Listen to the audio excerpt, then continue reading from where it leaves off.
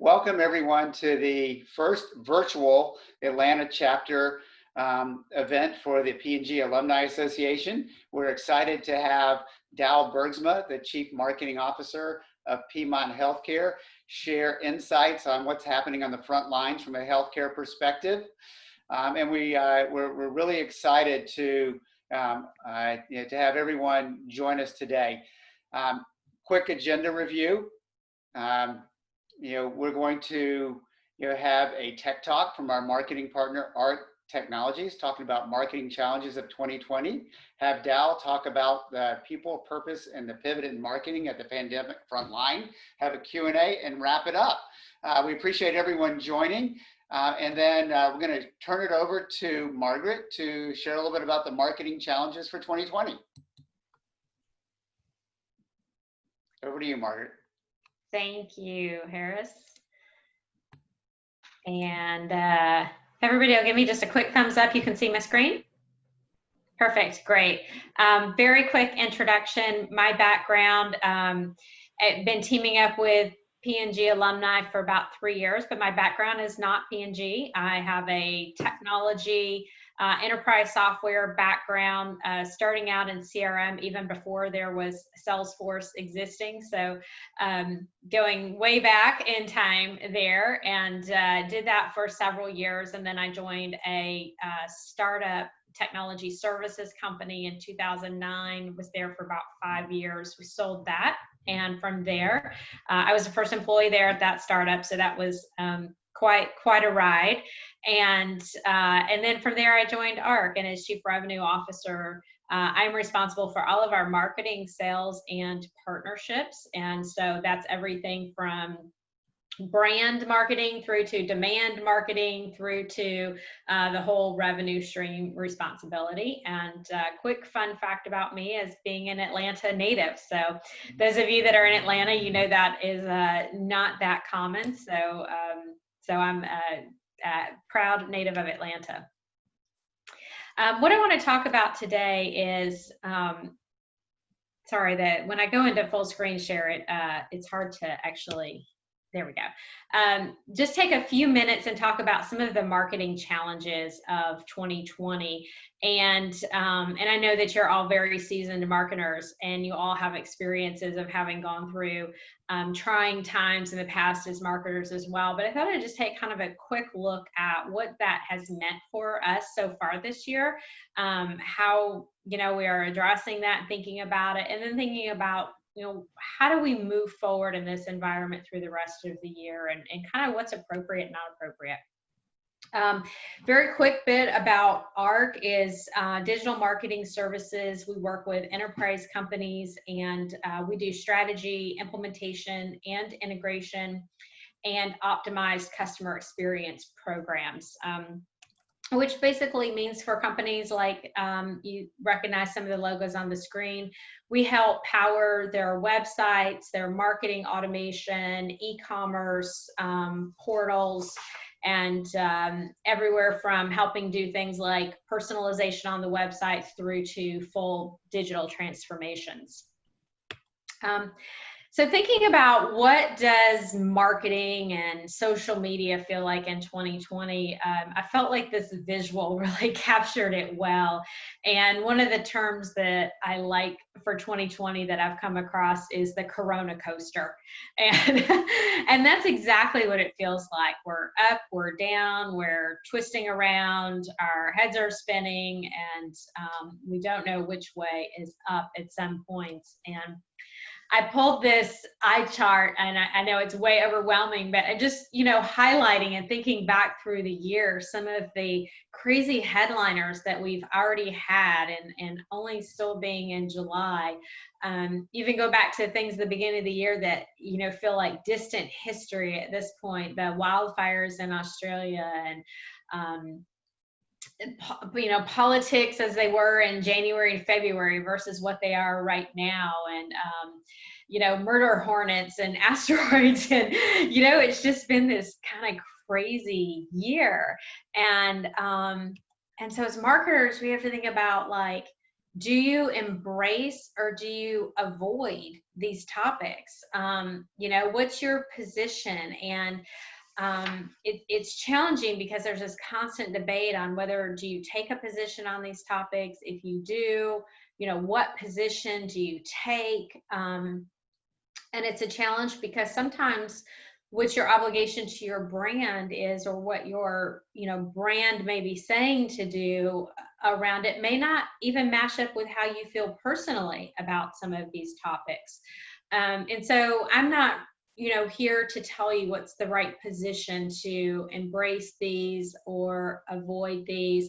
But what I do want to say is the one thing you can't do is be tone deaf, and ignore the fact that some of the, that these topics are happening and that we're in a very sensitive time frame. And as marketers, there's a couple of things to be thinking about here. Is one, how you're representing your brand and your directive around that to your consumers.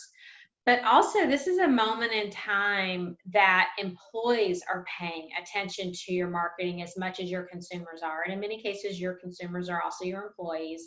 But employees are now more than ever making decisions about their feelings of loyalties to the companies that they work for, and brand loyalty for their future based on these things. So the most important thing to think about is, how do we, not be tone deaf to what is happening? And so what does that mean as a marketer? How do you pivot from being what historically might have been more sales focused marketing, thinking about how do I get this to a sale? How do I, move this forward in a process, and think about driving demand for my business? And the trends are really a shift toward focusing on content and providing valuable and helpful content.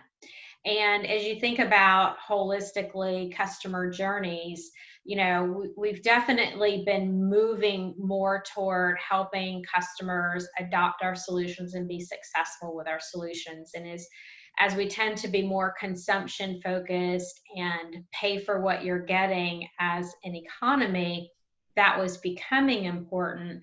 But now that content of education is really what's important right now. And thinking about, how do you attract people to your brand, but not necessarily trying to sell them right now. So as you think about that commercial messaging ratio of what's our sell messaging versus our education messaging, that ratio has shifted to be very heavily focused on education right now, or offering free content or free trials or free samples, because you're really just trying to attract people into you, but not necessarily have a sell to them. And so it's a time to really be thinking about, how do we engage with our customers, and whether that's on topics, socially aware topics, or in other ways. There's a lot of activity on social right now. And so it's also thinking about, more important than ever, not just posting information, but really creating that interaction. So, when people are messaging you or posting you or liking you, taking strong advantage of those opportunities to invest in engagement there. Again, I mentioned employee experience. If we think about, carrying that through also how companies are handling things like furloughs and layoffs, that is become more visible than ever through social media, to the point that internal confidential memos and letters get posted online. And so every step of how you're operating from marketing and communications has to be very, very carefully thought out from all of these different angles. So, and then finally, strongly supporting existing customers. That's always a good practice anyway, but right now this is highlighted more than ever, and having a lot more latitude with your existing customers, whether that's thinking about extending terms or reducing pricing, or cross-selling and upselling in a way that is more favorable than you might have done in the past into your customers. That really for brands has been a bright spot of customers that they have, how they continue to engage and develop stronger relationships with those existing customers. So those are really the trends to think about moving forward through the balance of the year. Again, is being very conscious of your commercial messaging versus your education messaging, thinking a lot about building brand reputation and loyalty right now, and thinking a lot about the employee experience. And I'll leave you with one last slide that I felt like it was a great example of doing it right. The socially distanced Whopper. I always enjoy following Burger King's marketing. I think they do a great job. I felt like this was a perfect balance of awareness and addressing issues that are happening, but just enough humor in it as well to bring a smile and being a little bit memorable in the process. So great example, hats off to Burger King. And Harris, I'll push it back over to you. That's awesome. I love that last slide. Margaret, thank you for those insights. I think we can all learn from them, so I appreciate that. So listen, on to the star of the show. Douwe, and I'll do a quick, let's see, share my screen back one more time. Share, let's go here, bear with me and get through that. There's the right slide. Looks like you, I think. There we go. So listen, I think everybody seems to know you on the call. You're clearly a well-known marketer within the Atlanta community and the global P&G community. So we appreciate you taking the time. So without further ado, would love to turn it over to Douwe to talk about kind of what's going on within the healthcare industry. So over to you, sir. All right. Thank you, Harris. Thank you, Margaret. Thanks, everybody. It's ever since I joined Piedmont, I've done the webinar probably once every other week. Not because I accomplished anything, because I'm only with Piedmont for 4 months, which included 4 weeks of regular onboarding and 3 months of COVID management. So my productivity and my contributions to Piedmont has been very limited. So everything I'm going to share with you today about Piedmont and the great things that are happening there and across the healthcare industry, I'm an observer rather than a participant, slowly getting into it. So keep that in mind. I'll tell you a little bit about myself. I'll tell you a little bit about Piedmont. Then I'm going to cover what's going on with COVID within Piedmont, which is kind of representative for what's happening in most healthcare provider organizations, other hospitals and healthcare systems. And then I'll have 4 lessons that we've learned about how to deal in a situation like this, which I would carry forward probably the rest of my career, even though it's only happening in the last 4 months.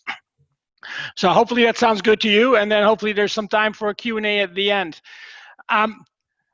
First and foremost, Douwe Bergsma. Obviously, I also worked at P&G. I was there for a little over 19 years, almost 20.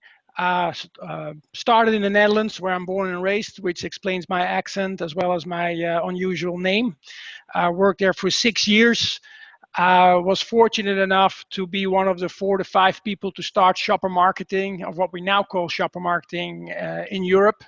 That went relatively well, and Procter recruited me to the United States, where I started in Atlanta first with the Ahold team. Ahold being a Dutch retailer that was at the time expanding rapidly in the United States. But then after about a year, Ahold closed their Atlanta offices and moved it to Chantilly, close to Washington. And we decided to move our offices to Cincinnati. So I got kind of hooked, like attractive to Atlanta. And then I ended up in Cincinnati and lived there for another 12 years. Actually, Cincinnati was a wonderful town, as many of you know. There I continued in shopper marketing and worked at a wonderful team, which was called the Drug and Dollar team. So I helped to drive shopper marketing across retailers like CVS, Walgreens, Rite-Aid and Eckert's existed at the time, but also the Dollar General, like Dollar General, Family Dollar, and then the do-it-yourself channel, which was new for us at the time, like Home Depot and Lowe's. And I see some of the folks that I worked, like Jennifer, I worked with at that time. Did that for several years. My manager at the time was Barb Hartman. I still count her as my best manager I've ever had in my 28-year career. So I always take the opportunity to do a shout out to her. Between her and Jim Bechtold, who is the guy who got me to the US, those were two P&G leaders that I still admire and I'm still good friends with. Then I moved on to run Pringles for North America. Which basically is the P&L as well as the marketing. I did some global innovation as well as global campaign. I did that for several years, left Pringles and where I worked with Margaret. Coincidentally, just before they sold it off, obviously I was not aware, but I left in March and they sold it in April. So you know, you can't make that stuff up. To become the first chief marketing officer at Georgia-Pacific here in Atlanta. Big step moving back to Atlanta. My wife and I started a horse farm, which I'm at today. So if I look at my windows, I see 15 acres on one side and 15 acres on the other side, and there's a tractor somewhere and probably a honey-do list for the rest of the weekend. And during those 9 years at Georgia-Pacific, I basically did everything you can imagine a chief marketing officer does. So I won't list it, but we did some great things. We did some horrible things. I think I added value, and I think I destroyed value through this time. So learned a lot, and but had a great ride. And some of my former Georgia-Pacific colleagues are on the phone, who also happen to be former Procter & Gamble colleagues. And I had a fantastic ride up until last year. I then joined Piedmont Healthcare, which is the focus for today. And at Piedmont, I'm the chief marketing officer as well, which is a whole other meaning in healthcare and a whole other meaning at Piedmont, which I will share with you. So that's me kind of in a helicopter view. Little bit about Piedmont for those that are not in Atlanta. But Piedmont is a very well-known healthcare system here in Atlanta, 110 years old. If anybody knows anything about Atlanta, you know that Buckhead is the wealthiest part of Atlanta and the state of Georgia, and Piedmont was the hospital for Buckhead. So it was the hospital for the wealthy families throughout the decades. Whether it's the families that ran Coca-Cola, Home Depot, Chick-fil-A, celebrity stars, etc., etc. And like many other hospitals, they started expanding to have more. So now we have 11 hospitals across Georgia. We have 800 locations, including primary physicians. We serve about 2.7 million patients on any given year. We have over 2,500 physicians and doctors. And we are like a multi-billion-dollar nonprofit, privately owned.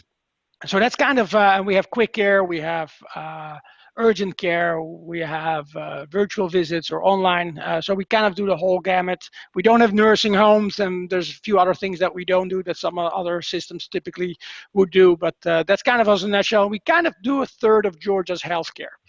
So we're also important for the state as a whole. Any questions before I dive into COVID? All right, good.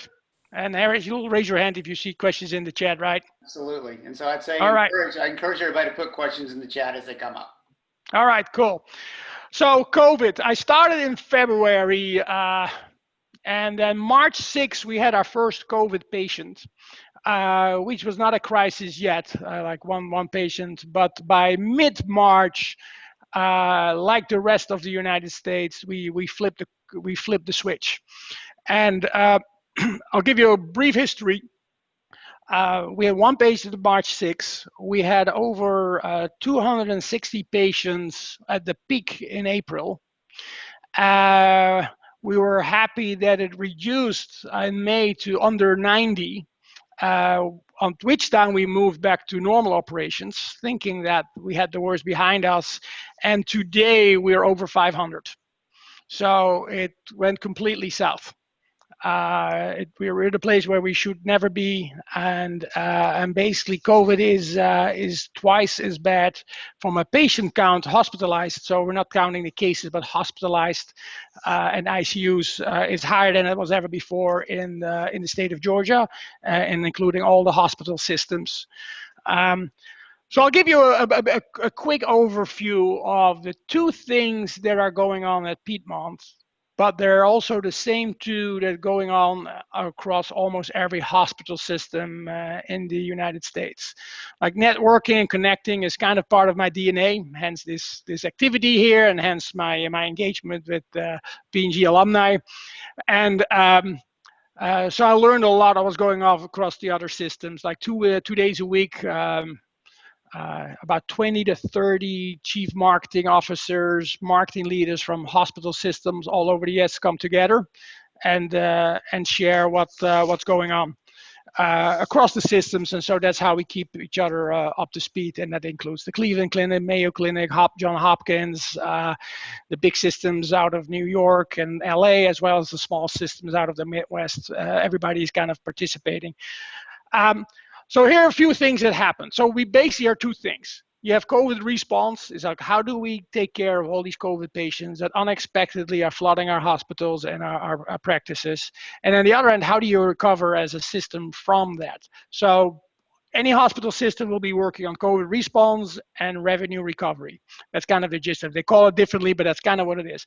From a response, there's a whole lot of things that you probably don't know that happens at hospitals, and including Piedmont. First and foremost, you need to know that hospitals and doctors are kind of always prepared for emergencies. We all have an ER or an ED, an emergency department, but most of the folks that have gone through SARS, they have gone through Ebola, they have gone through AIDS. So having a virus or having a crisis is not new. But when I ask my doctors, like, what's different about this one, for example, compared to AIDS or compared to SARS, they say it's the sheer amount and how fast it spread and how difficult it is to contain. They all say, luckily, it's not as lethal as AIDS or Ebola was, but it's spreading faster and it's impacting more people. So that is the big difference. So what then is the problem there is that when you have this curve, the demand for healthcare is going to exceed the supply of healthcare. That's why everybody talks about flattening this curve. And the supply is basically how many beds do you have in total, how many ICUs, how many vents, how many staffing. And funny enough, one of the big crises that we faced is we didn't have enough masks.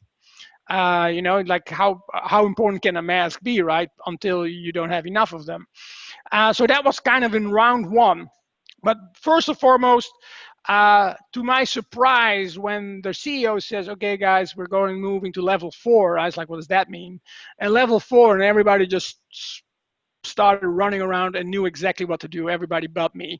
And basically that means there's a command center, and basically means the command center has a commander. The chief medical officer of the whole system became kind of in charge of the COVID response, and everything flew them. Like they traveled down to Columbus where we had a command center. It was literally a center with like phone lines set, a bank. It's almost like a war room, emergency room.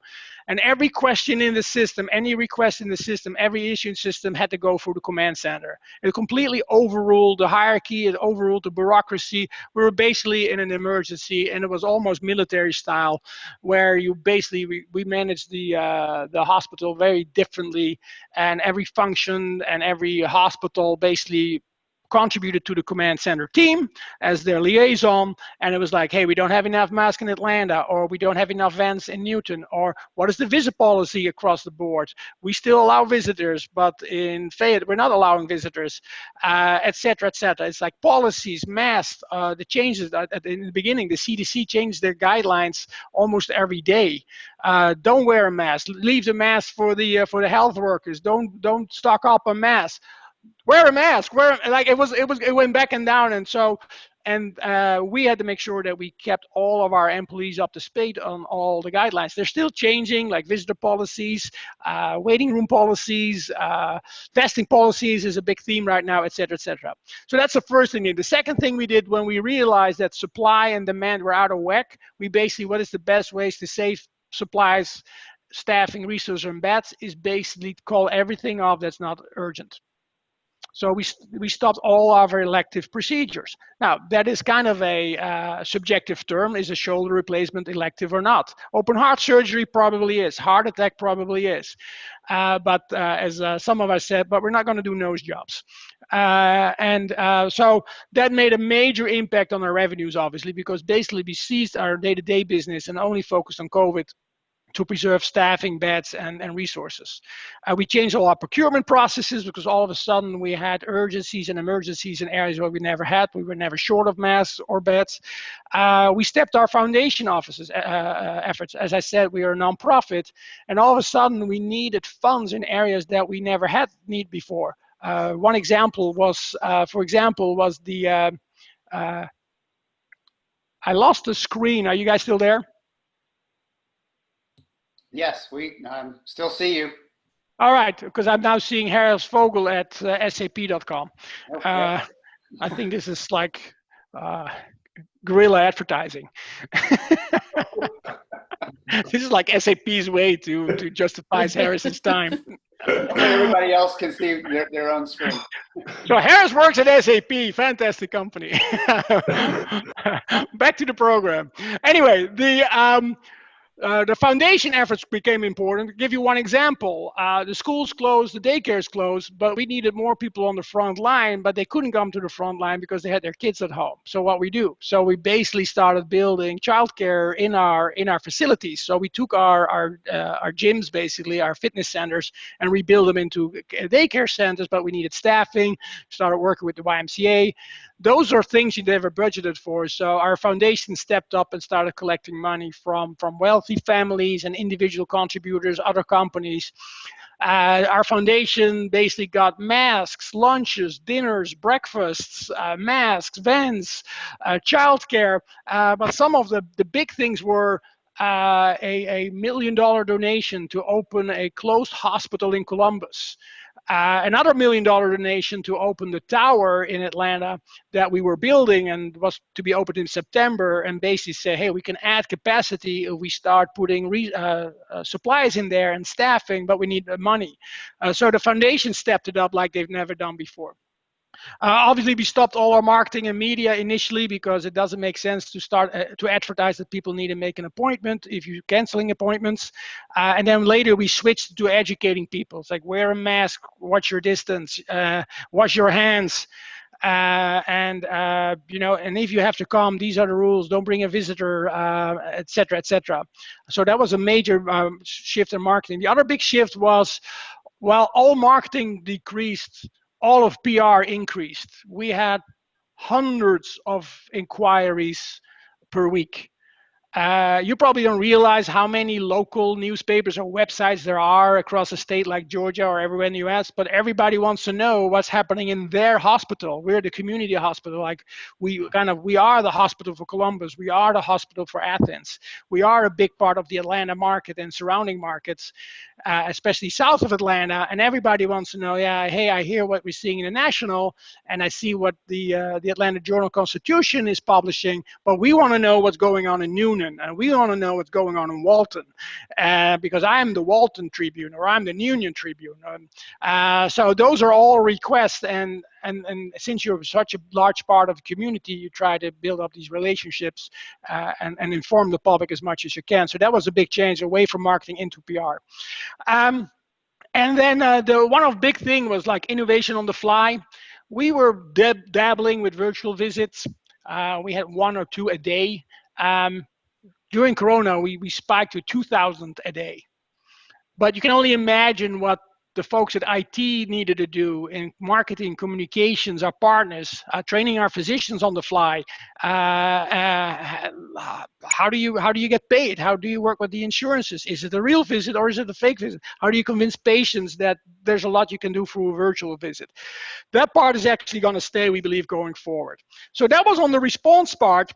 And then we switched during May. We thought like, wow, it's down to 90. The regulators changed the direction. The city of Atlanta opened up, and the governor declared that we're reopening the state as one of the first in the United States. And then it's like, okay, how do we continue with COVID? But well, we close down the command center and we say COVID is now part of our normal operations. It's manageable. We keep them separate, and we need to educate the public that's safe to come in, and they shouldn't delay their health care. Very sad statistic is that there is a significant amount of people that are dying from diseases other than COVID that did not have to die. And they didn't do what they would have normally done, come to the hospital and have it checked out. In some regions in the country, the amount of people that died from a heart attack is 200% from the average or the same period last year. Why? People died of a heart attack because they were afraid of COVID, and that's completely out of whack. And so now we're communicating we're doing 3 things. 1, don't delay your care. If you have cancer, if you have a mammogram that needs to be planned, if you have a child that needs to be taken care of, if you feel something is wrong, go to the hospital. The hospital, it's a relatively safe place to visit. Like if you go to Walmart, you can go to a hospital. If you go get gas, you can go to a hospital or see your doctor. And a lot of people thought that the hospital were the scariest places to be, even though the hospitals and the doctors are kind of the best. They know best what to do and how to deal with it. So that's one part of our recovery. Say, don't delay your care. And then when you come in, you need to educate on everything that they need to do and that we're doing, and then also explain how it works. So that became a whole new challenge, because at the same time you're dealing with COVID, you're also saying, hey, but forget about COVID, come on in. Then we had some painful decisions to make. Our system was lucky. We did not have the massive furloughs that our colleagues and competitors had to do, like the Mayo Clinic or Wellstar or Emory. We did not have the thousands of furloughs. Our system is financially relatively healthy. And we chose some other solutions. So basically, management took a pay cut from, like, let's say, brand manager level at 5% to the CEO, 25% and everything in between. So I was in my job for 6 weeks, and like never had I seen my compensation go down this rapidly. But it's for the good, because we had to do something to keep the system going. Our finance did an amazing job with the CARES Act. We got a lot of money back from the government because of the investments we made in society. We asked the non-managers they didn't get a pay cut, but they had a work time cut. So they all had to take unpaid leave, which was a significant amount. But that way we avoided furloughing people for 100% or laying people off. But we excluded everybody on the front line. So we couldn't get it. We could not justify people that work day in, day out to save COVID patients and say, okay, now you need to take a pay cut, or now you need to go home on paid leave. Like, thanks for your efforts, but we're going to take some of your money. Recovery worked really well. Across the board, almost everything went back to normal and a little bit above, because we had this backlog to fill up. The only exception to that was the ER and the ED. That never got above like 60% from normal, from the normal process. Now, a part of that is that some people go to the ER too quick. So some of that was like, we don't miss it, like, hey, maybe you should go to quick care, or maybe you should go to urgent care, or maybe you should go to the primary physician. But as I said, there were also people that stayed away and died of a heart attack or have other diseases. We have people that waited too long with a shoulder replacement or a knee replacement, and now we know the procedure is much bigger. So things were kind of, financially, we're getting out of the hole. The government helped with the CARES Act. We had a few challenges, especially on the ER. We're thinking more about the health and well-being of our employees. And then we're basically to round 2, which came back with a vengeance much bigger than it was ever before. And we're in the middle of that. We're now over 500 a day. Our peak was 260. And we have enough PPE, so we bought enough of that. But since the amount of patients is so much higher than it ever was, now we don't have enough testing. Which, why don't we have enough testing? Because, you know, as a country, didn't prepare for it. So we literally have a testing shortage. There's enough testing machines, but there's not the resources and the supplies for that. Staffing is a big issue. You know, there's not enough nurses and not enough doctors to go around, so we're kind of importing them from other states. But you know, they are struggling with. So that is the big shortage that we're dealing with now. But we decided that we could not afford another financial hit and recovery hit. So we keep operating like we used to, and we have the bigger COVID. So the systems, and this is true across the board in the US, all the hospitals are basically stretching to the maximum capacity. They're all still doing the procedures, you know, whether it's heart or whether it's cancer or whether it's digestive health or ortho or transplant, all of that, all these things that are necessary.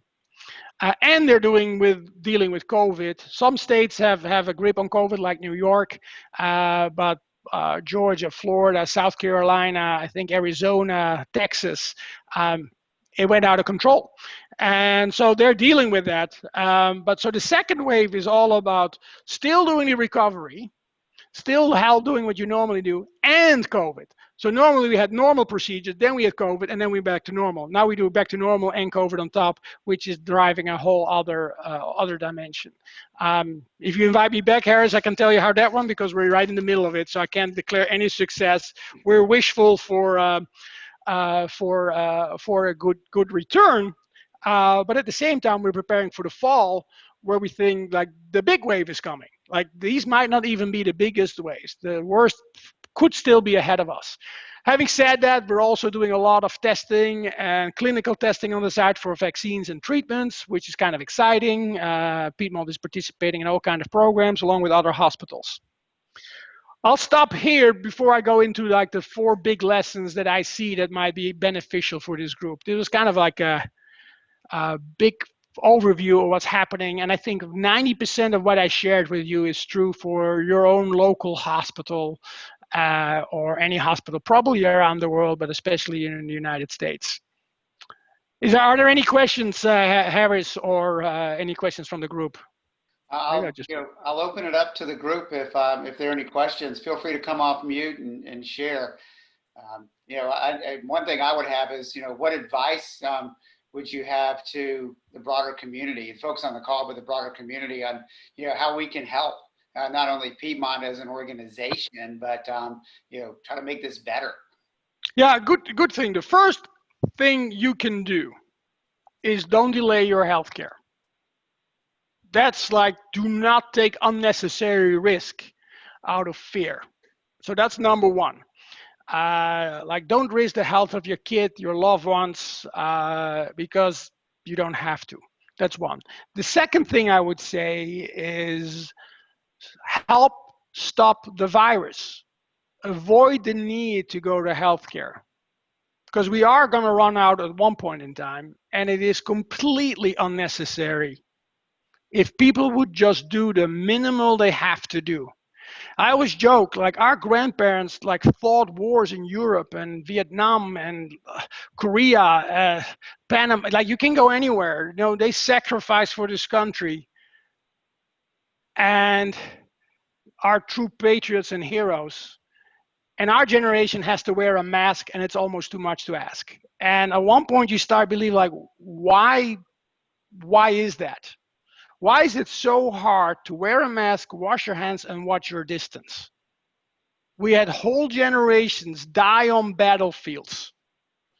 We have healthcare workers risking their lives because some, and I cannot use those words, we're being taped, but because somebody would say, we just had in yesterday that a group of folks came in.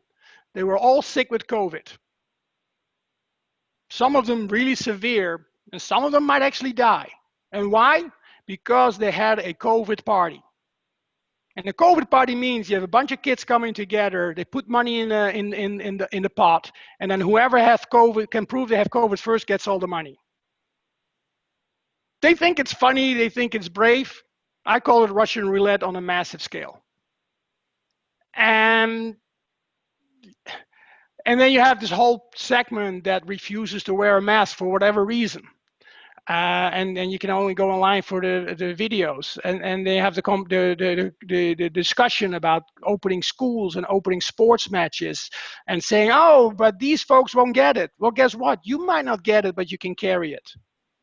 And grandma or dad or your mom could get it. And do you want to have that, the rest of your life? Like, hey, listen, if I had not gone to this beach party, or if I had not gone and hang out at the bar, grandma might still have lived 10 years longer. But those things are literally happening today. So if you ask what I can do to help yourself and your family by getting the necessary healthcare. That's one. Second, help to stop spread. Wear a mask, watch your distance, and wash your hands. If people would do those 3 simple things, it would make a massive difference. And yet you only have imagined how many debates you have on this to say, listen, I don't even know why I'm arguing with you about this, but that's what you need to do.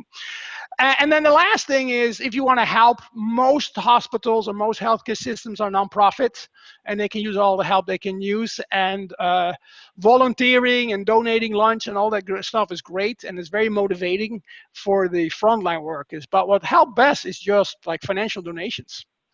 What would help is donating plasma. If you had COVID, we can use your blood to help people that are battling it. Donate blood.